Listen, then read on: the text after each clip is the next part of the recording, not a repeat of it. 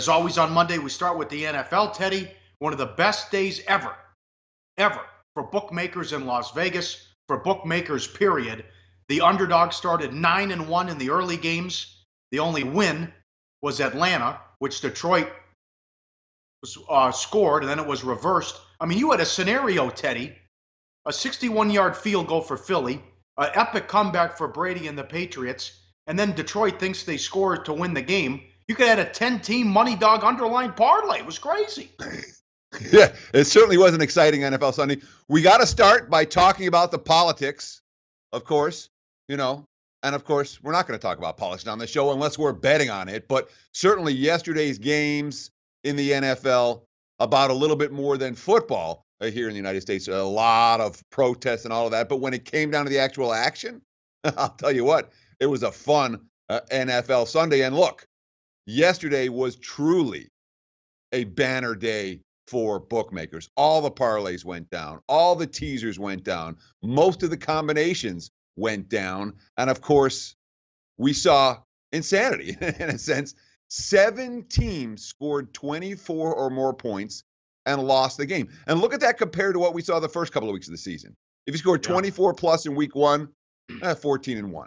24 plus in week 2, you go 15-0. That's 29-1 coming into this week. 24 plus only got you 8-7 in Sunday's NFL action. 8 games decided by 6 or less, 2 into overtime. And look at the tweet from David Payne Purdom. NFL Dogs 10-3 against the spread since Thursday. And this, of course, came before the Sunday night game. Quote, could be a monster day if Washington covers. And talking to some bookmakers, apparently no one took advantage of this, putting in the underdog moneyline parlays. One bettor had $340,000 on Steelers money line at the MGM property here in Las Vegas. That went up in smoke. $25,000 teaser on the Steelers and Dolphins. Both teams loose. Mike Tomlin now 5-13 in his last 18 road games against teams under 500.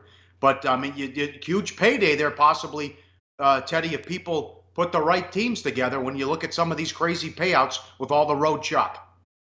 Well, yeah, I mean, we did a deep dive on the subject last week. I thought it was important to bring it up again on Monday morning and talking about these underdog moneyline parlays, a legitimate way to bet a little and make a lot. One of the sportsbook's biggest vulnerabilities, and as you mentioned, nobody took advantage of it.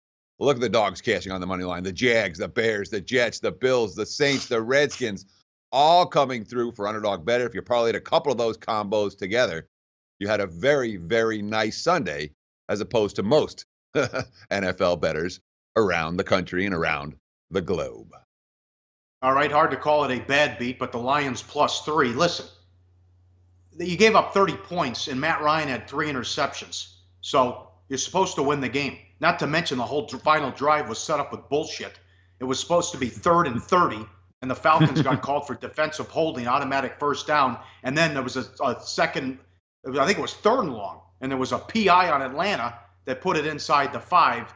So I thought it was the right call, right decision. It's the right rule. Tate didn't get in, 10-second runoff, ball game. Atlanta survives on the road. Yeah, I mean, we can't truly call it a bad beat because the Lions never led. And if the Lions would have won, as you mentioned, we'd be calling Atlanta a bad beat. So let's just settle a tough beat for this one. 2 tweets worth noting here. One from ESPN Stats and Info. Matt Ryan going 309 passes without an interception, then throwing 3 picks in 15 attempts versus Detroit. 2 of them weren't his fault. Right off of his receiver's hands into the arms of Darius Slay for the Lions. But the fact that Atlanta -3 in turnovers and they win the game on the road and cover the number, that's something. And of course, from our friend here in Las Vegas, Clay Baker at Clay the Producer, quote, what could be better on an NFL Sunday than to watch Detroit get effed in a new and creative ways? Unbelievable, classic Lions magic. And look, the Lions were impressive in a lot of ways on Sunday, even though their defense got torched. They made some plays, and Stafford made plays down the stretch when it mattered most, but the refs got involved in that insanity final minute. And, of course, yeah, that was classic Lions magic. Tough beat if you had Detroit. And another over for Atlanta. This from Bill Simmons. Their last 12 games indoors, they've scored 30, 48, 30, 33, 38, 28, 41, 38, 36, 44, 28, and 34 points. Amazing. I mean, there's a lot went wrong. A lot of crazy shit yesterday. How about the London game? That might be the worst performance I've ever seen by a quarterback. Flacco had 28 yards passing and 2 interceptions. Late in the fourth quarter, the Ravens had 70 yards of offense and then padded their stats with 2 garbage drives, 2 late drives in garbage time, Teddy. And of course, I talked you off a great winner on Friday's show as the play of the day's been on fire. I said I couldn't get to the window with Bortles. I think there was any way it could have gone over with shenanigans. One team almost pitches a shutout, and it flies over, Teddy. Sorry. It flies over the total. Here's the tweet from ESPN Stats and Info. Joe Flacco recorded a total QBR of 0.8 today. That's the worst single-game total QBR of his career and the worst by any quarterback this season. Of course, Flacco had a QBR of 0.8, and the game flew over the total in the second half of that contest. Tough beat for underbettors when you got it half right. But, of course, the Jags went nuts off of Flacco's mistakes. And look, we told you right here on Sports, but if there's ever a week that we did our job for you, last week was the week, man. We gave you all the info on the Baltimore offensive line situation. We did a whole feature on what Marshall Yanda meant to that team. We read you quotes. You had to know it was coming. Hopefully you watched a show and made some money off of that ball game, even though the under wasn't any good. Tough beat in that regard. Bad bet. The Raiders bet up to 3.5 everywhere. Carr and the offense couldn't do anything. Less than 200 yards of offense. Lynch shut down. Carr didn't do anything. 27-10 Redskins dominated the Raiders Sunday night.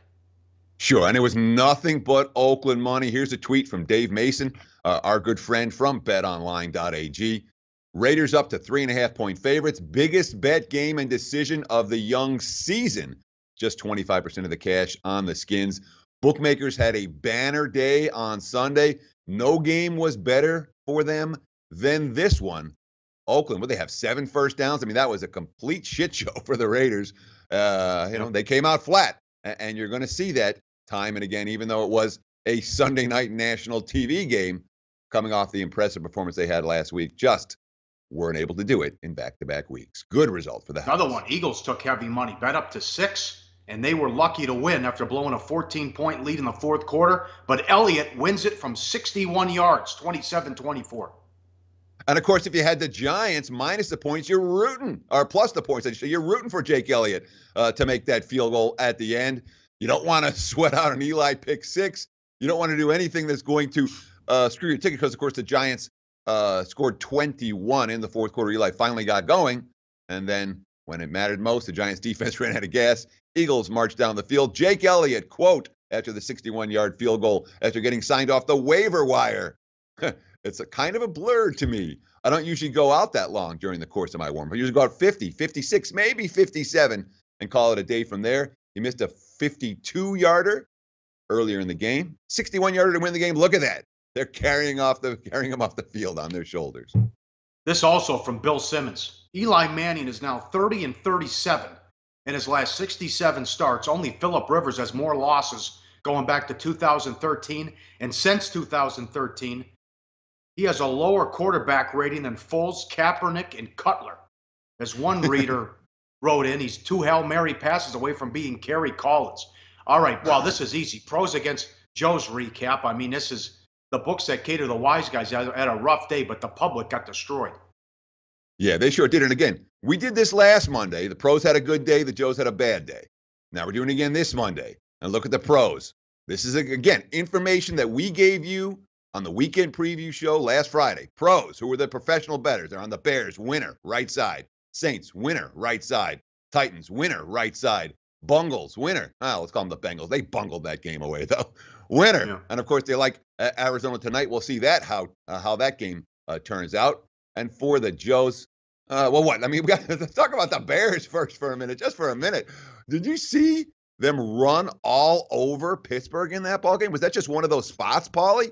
Or was that something to watch for these two teams moving forward?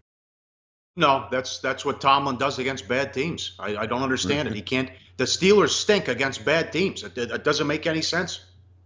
Yeah, Roethlisberger now with 1 touchdown pass or less 8 times in his last 10 road games. You don't think there's a home road dichotomy for Pittsburgh? There is. Yeah. But Look at this one. The Joes, I mean, the books that cater to recreational players had a great day on Sunday. They lost with the Chiefs, okay, but the bettors, the books lost with the Chiefs. The bettors won with the Chiefs, but they lost with the Broncos, with the Raiders, with the Steelers, with the Dolphins. Oh, look at the honorable mention. Remember, there were so many that the public liked this. We got to put an honorable mention up there. Patriots losers, Ravens losers, Packers losers, Eagles losers. They did cash with the Falcons, as we know. Took a hell of a sweat to cash that Falcons ticket yesterday. So wise guys had a great day. Recreational player has a miserable day. And obviously the books that face those particular audiences had days that reflected what their audience and bettors were able to get down. Hey guys, for the full video, go to sbrpicks.com. Hey guys, thanks for tuning in to our channel. Now, we've put a lot of work into producing all these free videos, so please help us out and keep all our content free for you forever by simply liking, sharing, commenting, and subscribing. Now, not to mention, a visit to our industry-leading website will warm the hearts of all our SBR employees, especially myself. Now, the links are over there to the left, so do check those out. Thanks for watching.